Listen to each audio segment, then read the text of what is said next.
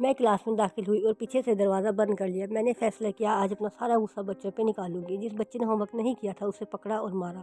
ایک بچے کو میز پہ سوئے ہوئے پایا، اس کا بازو پکڑا اور کہا تمہارا ہوم ورک کہاں ہے؟ وہ بچہ ڈر کے ہمارے پیچھے ہٹ گیا اور لرزتے ہوئے بولا میں بھول گیا ہوں، مجھے معاف کر دیں میم۔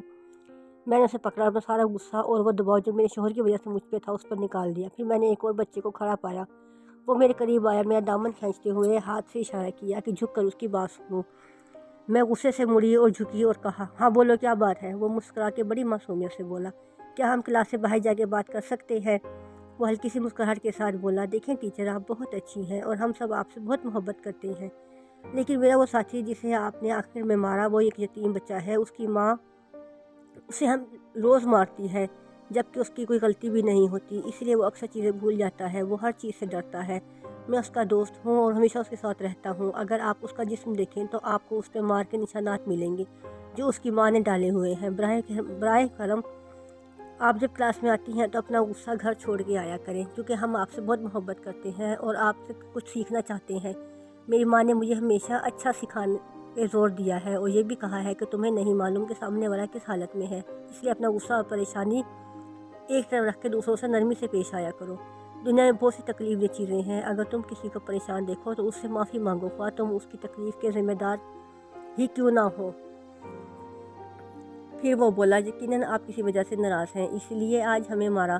ٹیچر میں آپ سے معذرت خواہ ہوں، براہ کرم ناراض نہ ہو کیونکہ آپ بہت اچھی ہیں۔ میں اس بچے سے کہا میں نے اس بچے سے کہا ٹھیک ہے میں اسے کیسے مناؤں؟ تو وہ بولا یہ لے چاکلیٹ، وہ بہت پسند کرتا ہے، اگر وہ آپ کو معاف کر دے تو آپ اپنے رب سے استغفار کریں اور سبحان اللہ و بحمدہ کہیں تاکہ جنت میں آپ کے لیے ایک درخت اگے۔ میری ماں نے مجھے بتایا ہے کہ جنت کے درخت بہت نرم، بڑے اور شہد سے بھی زیادہ میٹھے ہوتے ہیں اور ان میں کوئی بیج بھی نہیں ہوتا۔ میں نے پوچھا انس کیا میں تمہاری ماں کو کوئی تحفہ دے سکتی ہوں؟ وہ بولا ہاں مگر میری ماں کہتی ہے کہ انس ہی میرے لیے سب سے بڑا تحفہ ہے۔ واقعی تم ایک بہت بڑا تحفہ ہو اور بہت پیارے بچے ہو۔ انس نے کہا چلیں آئیں احمد کو منائیں، میرے پاس 5 روپے ہیں، اس سے آپ اس کے لیے چاکلیٹ خرید لیں اور احمد کو دے دیں، کہہ دیں کہ یہ چاکلیٹ آپ نے اس کے لیے خریدی ہے۔ میں نے انس سے کہا تمہاری ماں واقعی ایک عظیم خاتون ہے اور جنت کی حقدار ہے۔ وقت گزرتا گیا۔ مس ریحام آپ کیسی ہیں؟ میں نے مڑ کے دیکھا تو انس تھا، اب وہ ایک جوان لڑکا بن چکا تھا، اینک پہنے ہوئے کھڑا تھا، اس کی ماں اس کے ساتھ تھی جن کے چہرے پہ نور برس رہا تھا۔ بعد میں انس کی ماں میرے لیے ایک تحفہ لے کر آئی اور کہا آپ انس کی استاد تھیں، یہ تحفہ میری طرف سے آپ قبول کریں، آپ نے جو اچھائی انس کو سکھائی ہے یقیناً اس میں آپ کا ایک بہت بڑا حصہ ہے۔ میں نے حیرانی سے کہا کیسے؟ وہ بولی الحمدللہ میرا بیٹا اب ایک ڈینٹل کالج میں لیکچرار ہے۔ میری آنکھوں میں آنسو تھے۔ میں نے کہا آپ کا شکریہ، یہ ہدیہ تو آپ جیسے لوگوں کے لیے ہے۔ آپ سمجھتی ہیں کہ آپ نے صرف انس کی تربیت کی، حقیقت میں آپ کی